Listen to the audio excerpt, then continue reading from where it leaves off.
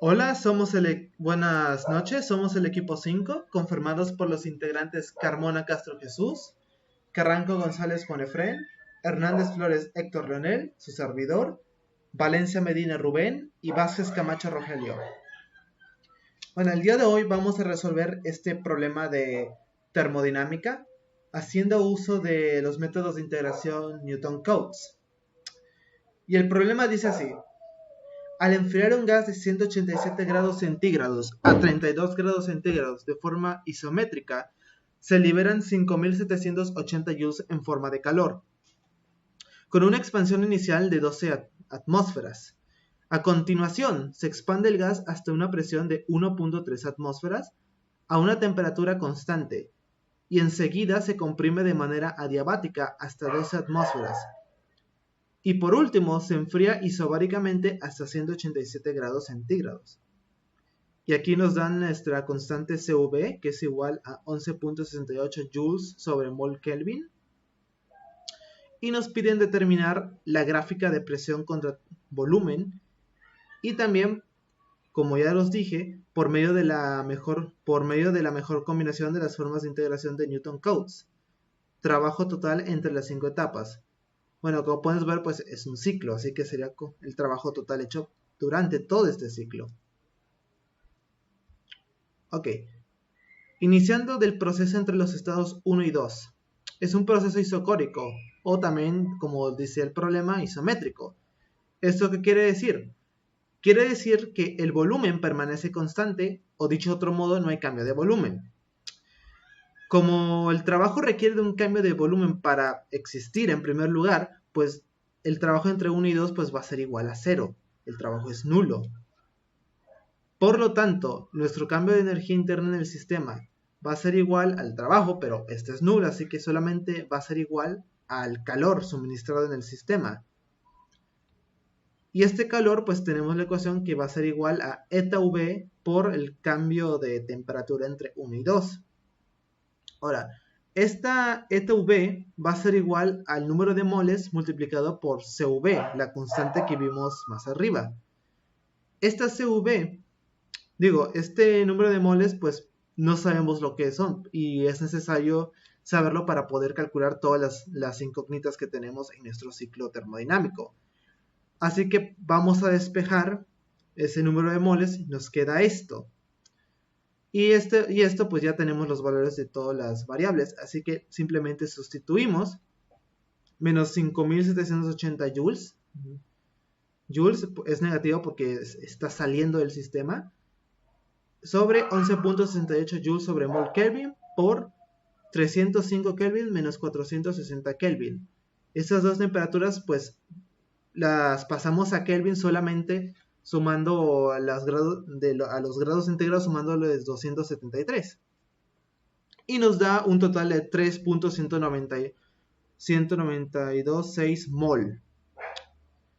Una vez calculada el número de moles de nuestro gas, pues pasamos al paso siguiente. Pues utilizando las leyes de los gases, la presión por volumen igual a número de moles por la constante de los gases por la temperatura, podemos despejar el volumen y sustituyendo valores nos queda esta expresión, que es 3.192.6 mol, la que acabamos de calcular, por 0.082 atmósferas litros sobre mol Kelvin por 460 Kelvin sobre 12 atmósferas. Esto nos da un total de 10.035 litros. Ahora, como es un proceso isocórico, pues el volumen en el estado 1 va a ser igual al estado 2, no cambian.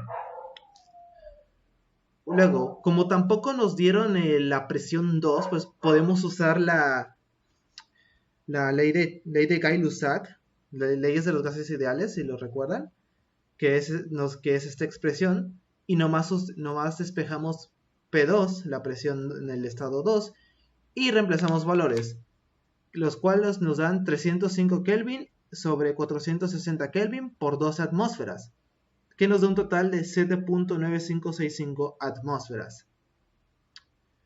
Ese es el primer proceso. Ahora, nos vamos al segundo proceso. el proceso entre los estados 2 y 3. Ya que la temperatura pues es constante, o sea, no hay cambio de temperatura, delta T es igual a 0, entonces decimos que el proceso es isotérmico. Por lo tanto, la temperatura en el estado 2 y en el estado 3 va a ser igual, que son 305 Kelvin. Ahora, una vez más, como es un proceso isotérmico, pues podemos usar la ley de Boyle, que es esta expresión, presión 2 por volumen 2 igual a presión 3 por volumen 3. Despejamos el volumen 3, que es nuestra incógnita, y nos da esta otra expresión. Reemplazamos los valores, 7.9565 atmósferas sobre 1.3 atmósferas por 10.035 litros. Esto nos da un total de 61.4182 litros. Ahora, el trabajo que se llevó a cabo entre el estado 2 y el estado 3 es esta expresión. Si recuerdan, pues esa expresión pues, puede ser derivada a partir de la definición del trabajo que tenemos, que es una integral. Más adelante se las voy a mostrar. Y utilizando la ecuación de la ley de los gases ideales. Presión por volumen igual a número de moles por constante de los gases ideales por la temperatura. Y nos da esta expresión. Así que si sustituimos los valores, será menos 3.1926 mol por 8.314 joule sobre mol Kelvin. Esa es la constante de los gases ideales. Por 305 Kelvin. Por el logaritmo de la división entre 61.4182 litros sobre 10.035 litros. Todo esto nos da un total de menos 14.666.389 joules. Como pueden ver, es un signo negativo. Por lo tanto, quiere decir que es un trabajo, es una energía que está saliendo afuera del sistema. Ahora, en el siguiente proceso 3-4 se lo voy a dejar a mi compañero Carmona Castro Jesús para que se los explique. A continuación, identificaremos los datos faltantes en la tabla.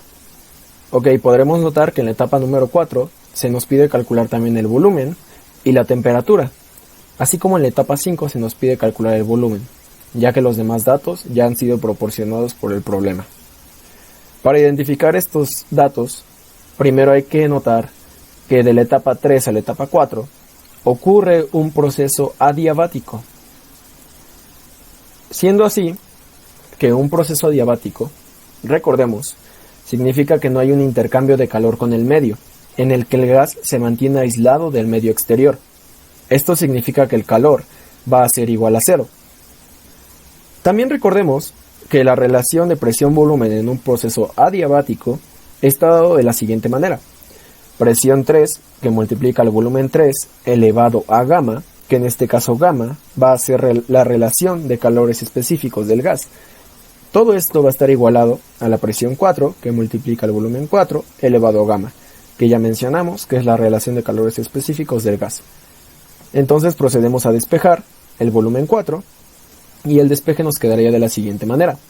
Presión 3 entre presión 4 elevado a la inversa de gamma que multiplique al volumen 3, que ya obtuvimos en el proceso anterior. Donde gamma va a ser igual al calor específico Cp menos el calor específico Cb. También recordemos que R va a ser igual al calor específico Cp menos el calor específico Cb. En estos casos, recordemos que R es la constante universal de los gases. Es un valor que ya lo tenemos, al igual que el calor específico Cb, ya que el problema nos lo proporcionó, ese dato. Ok, una vez despejando Cp, obtenemos que va a ser 11.68 más 8.314, que 11.68 va a ser igual al calor específico Cb, más R, que en este caso sería 8.314 Joule sobre mol por Kelvin. Por lo que obtenemos que Cp va a ser igual a 19.994 Joule sobre mol por Kelvin. Ok, ahora procederemos a sacar la inversa de gamma. La inversa de gamma sería Cb menos Cp. y eso va a ser igual a 0.5841. Ok, una vez despejando en la fórmula, una vez sustituyendo los valores en la fórmula del despeje del volumen 4, vamos a obtener que va a ser la presión 3, que es igual a 1.3 atmósferas, dividido entre la presión 4, que son 2 atmósferas, elevado a la inversa de gamma, que es en este caso 0.5841, y todo eso va a estar multiplicado por el volumen 3, que en este caso es 61.4182. En este caso simplificamos un poco y el volumen 4 nos da un resultado de 16.7659, como lo podemos ver en esta parte. Ok, continuemos con la temperatura número 4.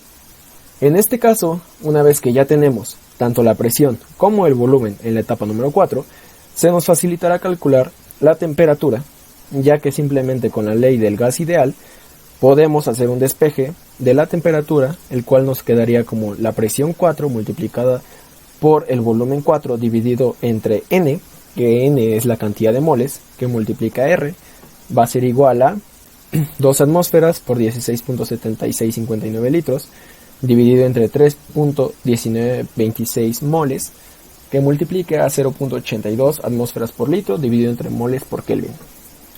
Una vez resolviendo esto, encontramos que la temperatura número 4 va a ser igual a 768.5104 Kelvin. Entonces aquí es donde entra lo que recordamos hace rato, que el calor va a ser igual a 0. Y como la primera ley de la termodinámica nos dice que el trabajo va a ser igual al calor más la variación de energía interna, entonces aquí podemos obtener que Q en este caso se convierte en 0. Gracias a, por ser un proceso adiabático es que se convierte en 0. Entonces, una vez despejando esto, significa que el trabajo de la etapa 3 a la etapa 4 va a ser igual a delta U, que en este caso es la variación de la energía interna. Y si recordamos, delta U va a ser igual a N por el calor específico CB por la diferencia de temperaturas. Una vez sustituyendo los datos en la anterior fórmula, obtenemos que el trabajo en el proceso 3-4 va a ser igual de 17.284.1025 joules. Ok, una vez que ya tenemos estos datos, procedemos a sustituirlos como ya están aquí mencionados. Y en este caso, la última incógnita que nos quedaría sería el volumen número 5, al menos en la etapa número 5. Pero antes identificaremos que de la etapa 4 a la etapa 5 se nos menciona que ocurre un proceso isobárico. Ok, procedemos a bajar. Y si recordamos, un proceso isobárico significa que la presión se mantiene constante. Entonces, en este caso, el volumen 5 lo podemos calcular con la ley de gas ideal, como lo hemos hecho con anterioridad. El despeje nos quedaría volumen 5 igual a N por R por T5 dividido entre la presión 5. Y si sustituimos los valores en la fórmula ya mencionada, vamos a obtener que el volumen 5 va a ser igual a 10.035 litros. Este valor procedemos a sustituirlo en la tabla que está en la parte de arriba, y ahora solamente procederemos a calcular el trabajo de la etapa 4 a la etapa 5, y esta va a estar dada por la misma fórmula que ya habíamos visto de la primera ley de termodinámica. Ok, una vez hecho esto, tenemos dos incógnitas, delta U y el calor. Procederemos primero a calcular delta U. Delta U, como ya mencionamos, va a ser N por el calor específico CB, que multiplique a la diferencia de temperaturas. Ok, sustituimos el número de moles, la cantidad de moles.